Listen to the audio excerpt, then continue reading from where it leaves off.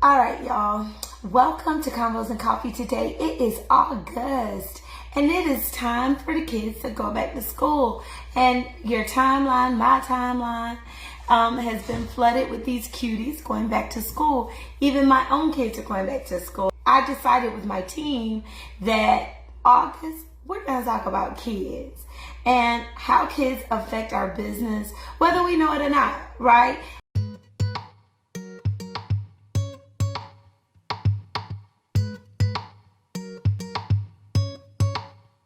I'm not talking about does your kids want your business. We're not talking about this. This is like everyday business and your kids, right? But you may have your kid who's like in acting. Your kid may do commercials. Your kid may do print photography. Your kid may sell lemonade. Your kid may be in business. Your kid may file your stuff away. Your kid may work in your business a little bit, even if it's not very much.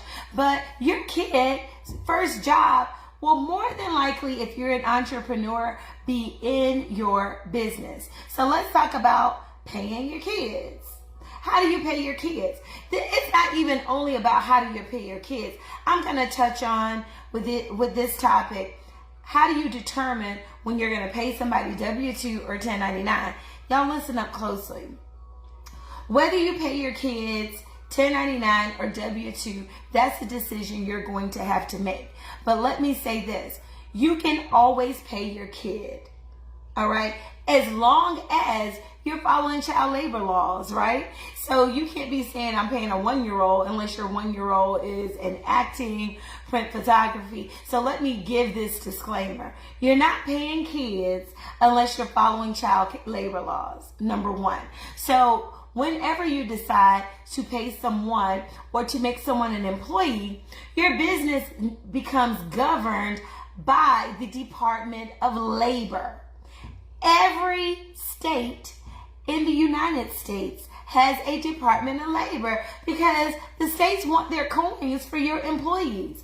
And what is that? You have to pay unemployment insurance to the Department of Labor for every employee you have.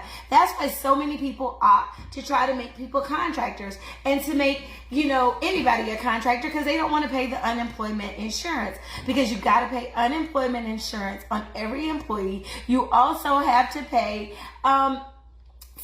employment taxes, which is Social Security and Medicare. So if you are paying your kids and you've decided that they're employees, you're going to have to follow the same rules. So if it walks like a duck, talks like a duck, quacks like a duck, I always say it's a duck.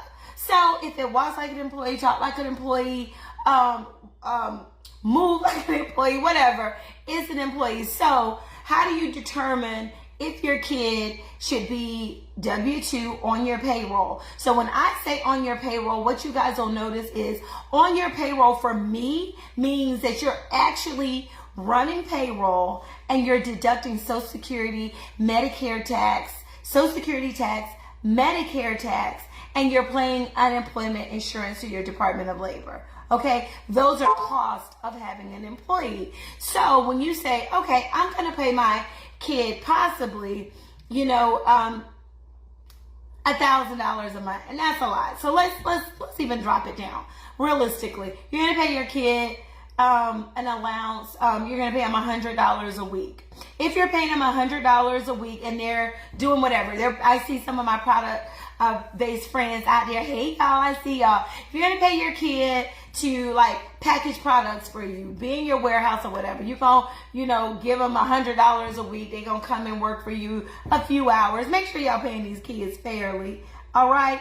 All right. So by the end of the year, you paid them $400 a month. All right. 400 times 12 is $4,800 for the entire year. All right. So $4,800 a year is below the standard deduction, meaning any income below $12,000, I think $600 now, whatever, any income below $12,000 and a couple $100 is not subject to income tax. So any money, let's say for simplistic terms, any money that you pay your child under $12,000 and you're paying them as a W-2 wage employee, they do not pay income taxes on. Nobody pays income taxes on the first $12,000 of income. So you don't have to worry about income taxes for them. But your business has taxes as a business owner if you decided to pay this child $4,800. So that $4,800, you're going to pay 7.65% of that. Pretty much your household will pay 15.3% because 7.65 is the employer cost of Social Security and Medicare, right? Then there's 7.65% that comes out of the employee check. So 15% of that $4,800 goes mandatorily towards Social Security and Medicare, right? Then all of the income under $7,500. So all income, 7,500, 0 to 7,500, you must pay unemployment insurance on for the federal government. For the state of Georgia, the unemployment insurance is on the first $9,500 of wages. And it's usually really cheap. So if you're paying somebody $9,500, most employment insurance is like between 2 and 3%. So let's say your unemployment insurance is 3%, $9,000, 10% of that is what? $9,900. A third of that is like $300. So if you're looking at the kid, you'll be paying $100 of unemployment insurance approximately on the income that you pay to them. So knowing that when you pay somebody as an employee, or you allow somebody to pay you as an employee or W-2 you, that employer helps you contribute into your Social Security. It also prevents you from being surprised by a tax bill because you haven't paid any estimated taxes for that 15.3% of self-employment insurance. All right, so let me not get into technical because that's boring stuff, y'all. Y'all tell me, Spiceda, tell me about this kid stuff. Okay, so here it is. You guys are gonna have to eventually start catching me live on YouTube. So make sure you're following me on YouTube. Go to my bit.ly link, bit.ly, happy birthday Spiceda, Spiceda, capital Spiceda. But anyway, all right. So you want to pay your kid. We've decided that you're paying the kid $4,800 for the year. You're going to issue them. If you decide that you don't want to issue them a W-2, you can make life real simple. Your business will get the expense of $4,800. You pay the kid $4,800. You don't pay any self-employment insurance. You don't pay any employment taxes. You don't pay any insurance. Georgia Department of Labor insurance if you 1099 your kid. All right.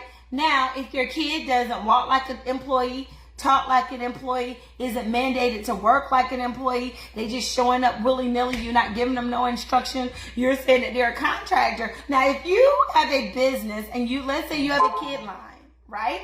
And you're going to hire your kid as a consultant to do some research and development, product development. This kid is going to let you know how your product affects children. And you want to pay them for it, right? But you want to pay them as a consultant. I'm just giving y'all a scenario. None of this is considered tax advice. So don't be pinging me. Don't be having the IRS calling me. I'm just around here giving y'all some facts and tips that you can apply because this is a popular conversation. And this month I've decided that we're going to talk about kids because I got kids and I commonly see people talk about how do you pay your kids and when does it make sense? And that'll be another topic that I'll talk about later. How do you pay your kids and when does it make sense? But in this case, you want to pay your kid. You're going to decide to pay them first.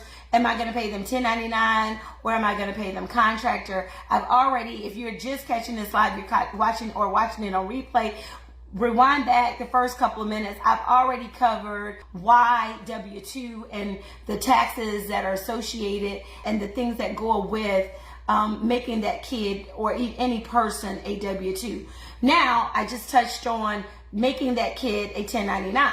So you're going to pay your teenager to come and do whatever, and you're saying, you know what, I'm going to 1099, they're going to come in and do some research and development or some product development. You're not going to be giving them any guidance. You're hiring them for their expertise, just like you would a consultant. then they would qualify being a 1099 for you. And that $4,800 that you're going to issue them a 1099 on, because you paid them over $600, you must issue them a 1099 at the end of the year. That 1099 you put on their tax return, and we'll determine where it goes on the tax return, either as other income or Schedule C. You need to advise with your accountant on that. But there is ways that when it goes on that kid's tax return, it does not necessarily need to be a wage. It could be something that is considered other income, but that's another conversation for another time. But if they're 1099, you pay no employment taxes and no Department of Labor stuff, and neither does the kid. It's possible that the kid doesn't. So you guys just have to pay, the kid wouldn't even have to pay income taxes, because if you're just catching this, you don't pay income taxes on your first $12,000 of income. It's called the standard deduction for single people. So the standard deduction for single people is $12,000 and something dollars. So if your income is below $12,000 and something dollars, meaning if your baby's income is below $12,000, then there's no income tax. If they did not work a wage, there's no income tax. If it cannot be classified as a wage, even though you 1099 them, it may still be a wage to them, and they may still have to put that on Schedule C. Then they will be subject to paying 15% in taxes on it. So I hope this helped y'all. I'll dive deeper into this on the next Convos and Coffee. I only wanted to touch on this briefly because I'm also, working double duty. I'm in my home office, my kid classroom space. But y'all got any questions for me? Let me know. I know this is a popular topic.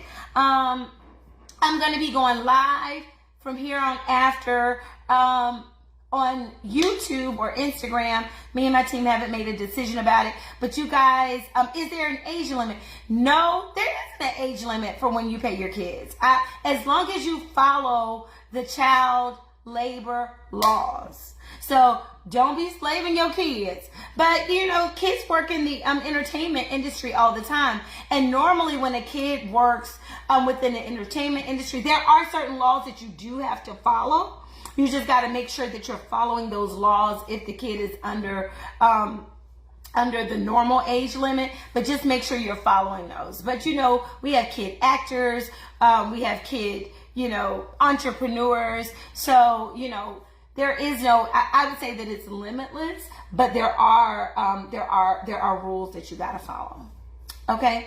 All right. So that's what I have for you guys. Remember, what I was saying is you're not going to be able to catch me live directly in the group. All the content will still be here. I'm going to start going live on my YouTube channel and possibly even Instagram. So make sure that you're following my YouTube page. My YouTube page is Spiceda Jackson. Okay, you can quickly get to it by following the bit.ly link. Happy birthday, Spiceda. All lowercase except for the S in my name is capital. And all right, that's what I have for you guys. Y'all let me know if there are any other topics you want. Remember to follow me on YouTube. Follow my group, Spiceda, or follow my page, or subscribe to my page, Spiceda Jackson. And happy birthday, Spiceda, capital Spiceda. Go to the bit.ly link. Join the group if you haven't joined. And I love y'all. I am Spiceda Jackson, the accountant you want to work with when you want to increase your profit, reduce your taxes, and not be left in the dark. All right, bye, y'all. I love you. Bye.